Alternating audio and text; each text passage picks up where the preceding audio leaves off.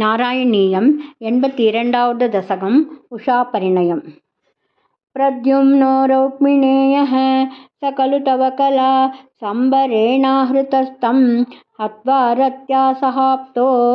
निजपुरमहरत् रुक्मिकन्यां सदन्यां तत्पुत्रोता अनिरुद्धो गुणनिधिरवह रोचनां रुक्मिपौत्रीं तद्रोद्वाहे गतस्वं न्यवधिमुसलिना रुक्म्यपि द्योतवैरात् बाणस्य सा बलिसुतस्य सहस्रबाहो माहेश्वरस्य महिता दुहिता किलोषा त्वत्पौत्रमेनमनिरुद्धम् अदृष्टपूर्वं स्वप्नेऽनुभूय भगवन् विरहातुराभूत् योगिन्यतीव कुशला खलु चित्रलेखा तस्या सखी विलिखति तरुणानशेषान् तत्रानिरुद्धमुषया विदितं निशायाम् आनेष्टयोगबलतो भवतो निकेतात् कन्यापुरे दयितया सुकुमारमन्तं चैनं कथञ्चन बबन्धुषि सर्वबन्धौ श्रीनारदोक्ततदुदन्तदुरन्तरोषैः त्वं तस्य शोणितपुरं यदुभिर्न्यरुन्दाः पुरीपालः शैलप्रिय दुहितृनाथोऽस्य भगवान् समं भूतभ्रातैर्यदुबलमशङ्कं निरुरुधे महाप्राणो बाणो झटिति युयुधानेन युयुधे गुहप्रद्युम्नेन त्वमपि पुरहन्त्रा जगतिषे निरुद्धासे शास्त्रे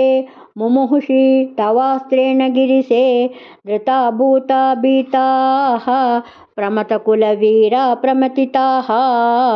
परास्कन्दत्स्कन्दः कुसुमसरबाणैश्च सचिवः सकुम्भाण्डो भाण्डं नवमिव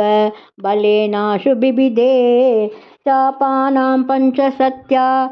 प्रसभमुपगते छिन्नचापेतबाणे व्यर्थे याते समेतो ज्वरपतिरसनैर्रज्वरी त्वद्वरेण ज्ञानिस्तुत्वात दत्त्वा तव चरितजुषां विज्वरं सज्वरोगात् प्रायोऽन्तर्ज्ञानवन्तोऽपि च बहुतमसा रौद्रचेष्टा हि रौद्राः बाणं नानायुधोग्रं पुनरभिपतितं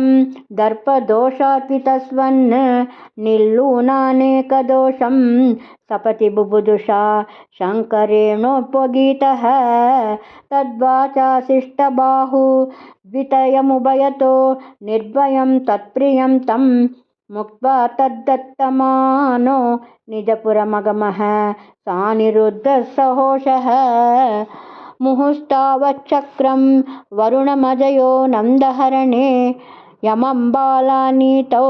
दवदहनपाने निलसकं विधिं वत्सस्तेये गिरिशमिह बाणस्य समरे विभो विश्वोत्कर्षी तदयमवतारो जयति ते द्विजरुषा कृकलासवपुर्धरं नृगनृपं त्रिदिवालयमापयन् निजजने द्विजभक्तिमनुत्तमाम् उपदिशन् पवनेश्वर पाहि मां गुरुवायूरप्पा चरणं सर्वत्र गोविन्दनाम संकीर्तनं गोविन्द गोविन्द।